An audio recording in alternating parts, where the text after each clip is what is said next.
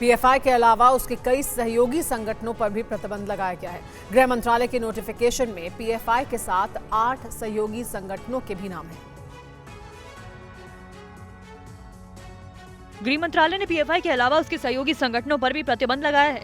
गृह मंत्रालय की तरफ से जारी नोटिफिकेशन में जिन संगठनों का नाम है उसमें Rehab India Foundation, Campus Front of India, All India Imam Council, National Confederation of Human Rights Organisation, National Women Front, Junior Front, Empower India Foundation और रिहैब फाउंडेशन पर भी प्रतिबंध लगाया गया।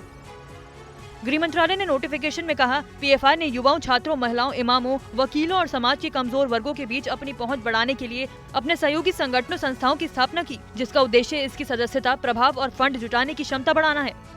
जानकारी के मुताबिक केंद्र सरकार ने यह कार्रवाई टेरर लिंक में मिले सबूतों के आधार पर की है। 3 राज्यों ने केंद्र से पीएफआई पर बैन की सिफारिश की थी। यूपी, कर्नाटक और गुजरात की तरफ से दावा किया गया था कि पीएफआई देश के लिए खतरा है और इसके सदस्य हिंसक गतिविधियों में शामिल पाए गए। एनआईए, एटीएस और एसटीएफ ने पीएफआई के खिलाफ देश भर में छापेमारी के दौरान 300 से ज्यादा पीएफआई मेंबर्स को गिरफ्तार किया था। गिरफ्तार लोगों के पास से टेरर गतिविधि से संबंधित कई आपत्तिजनक दस्तावेज और सबूत भी मिले थे।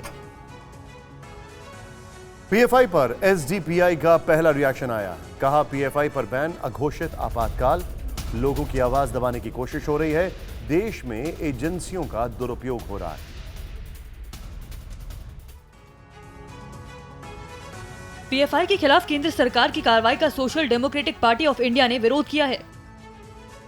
एसडीपीआई ने इसे देश में अघोषित आपातकाल बताया। पार्टी की ओर से जारी बयान में कहा गया कि पीएफआई पर बैन लगाना भारतीय संविधान और लोकतंत्र पर हमला है। सरकार लोगों की आवाज दबाने की कोशिश कर रही है। गृह मंत्रालय का फैसला देश में अघोषित आपातकाल लागू करने जैसा है। सरकार ने पीएफआई की वेबसाइट पर भी प्रतिबंध लगा दिया है। पीएफआई के बचाव में एसडीपीआई का यह बयान लाजमी भी है, क्योंकि दोनों ही संगठनों पर देश में इस्लामिक कट्टरता को बढ़ावा देने का आरोप है। एसडीपीआई खुद को राजनीतिक संगठन बताता है, जबकि पीएफआई पर सोशल वेलफेयर के नाम पर देश में टेरर लिंक को बढ़ावा देने का आरोप है। एसडीपीआई का उद्देश्य मुस्लिमों, वंचित वर्ग और अल्पसंख्यकों के हितों का ध्यान रखना है। पीएफआई की तरह ही एसडीपीआई की गतिविधियां भी संदिग्ध हैं। 5 नवंबर को जब अयोध्या में राम मंदिर के लिए भूमि पूजन हुआ तो उसने नाराजगी भरे पोस्ट डाले थे। ऐसा कहा जाता है कि पार्टी ने दक्षिण भारत के अल्पसंख्यकों के बीच अपना प्रभाव बना लिया है।